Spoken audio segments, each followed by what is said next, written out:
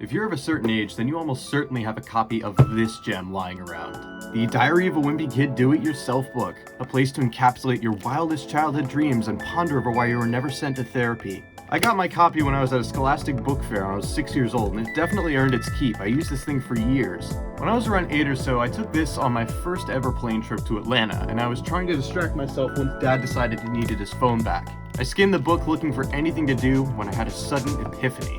Presenting the Tigris X11. This was my concept for a sort of flying minivan thing. Yeah, this would have little wings that kind of came out of the side and folded down, and then little, I guess, jet turbines that would come out and shoot out of the bumper. I came across this book again while I was picking up my room, and as soon as I saw it, I knew that the X11 needed a new lease on life.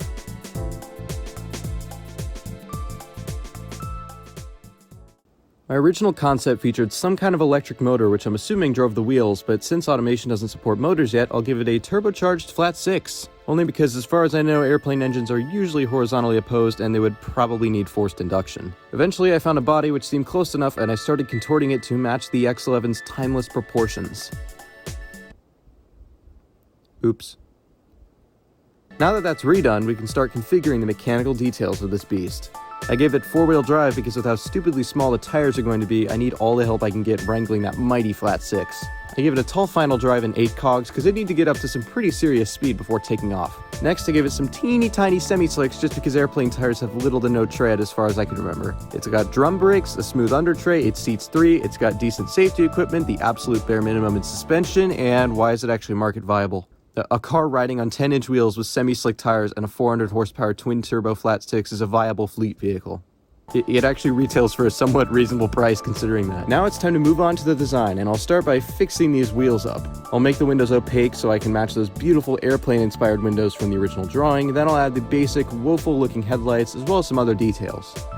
From here, I'm just going to replicate the design as best as automation will allow. I was debating whether or not I should give this more realistic details, but I felt like it'd be more fun to stick as close to the original design as possible, including the 4-spoke 10-button steering wheel. I debated adding the wings, but I figured I'd save those for later.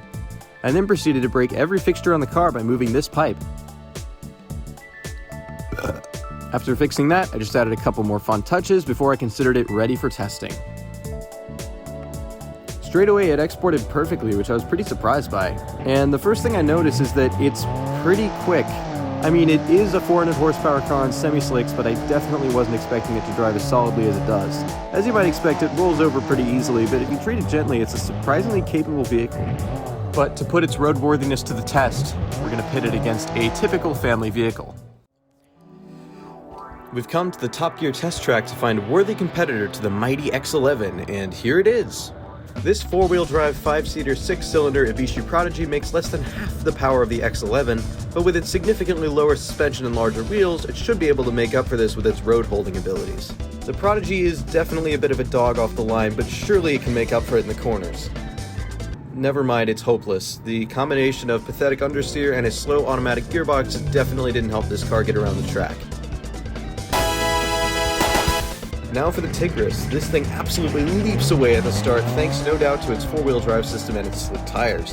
However, in the corners, it is nothing short of terrifying. You can only use about 25% of the turning radius unless you want to roll over, and if you happen to drive over a bump, the suspension is so stiff that it'll always propel the car straight up. And despite being much faster in a straight line and having better tires, the Tigris X11 did it in 147. So we know it's not a performer on the road. But is it in the skies? BeamNG's aerodynamics simulation does actually support airplanes and gliding vehicles, so I think we can actually make this thing fly. I went back to automation and tried adding some extremely basic wings, just making sure to toggle unbreakable fixtures, but they didn't export with any collision detection at all. I tried again using conforming shapes, but that didn't work either. And it looked like my worst fears were about to come true. I'd have to learn how to actually program this thing.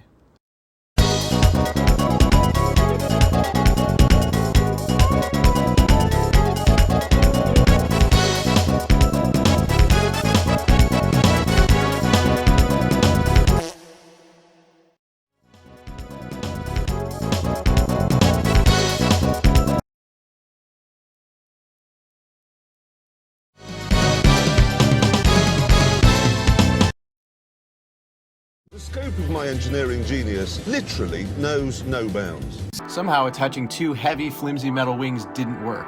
Since I truly don't really know anything about programming in JBeam or actually making collision data for beamng, I think I'm just going to leave this aside for now.